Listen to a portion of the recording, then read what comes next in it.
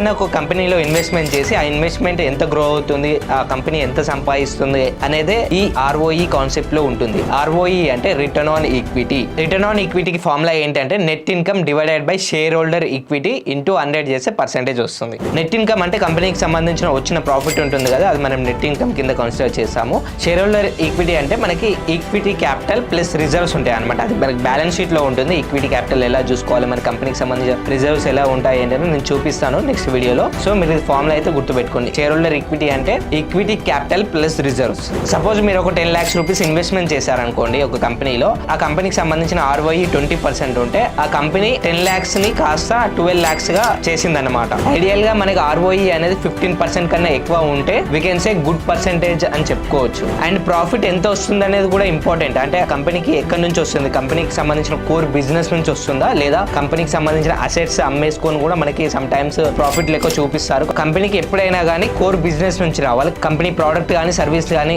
Sale చేసేసి మనకి core business నుంచి రెవెన్యూ జనరేట్ అవుతుంది కదా, అది మనకి కోర్ బిజినెస్ ఇన్కమ్ అని చెప్పుకోవచ్చు. సో కంటెంట్ నచ్చినట్లయితే లైక్ చేయండి, కుదిరితే ఫాలో అండ్ సబ్స్క్రైబ్ చేయండి.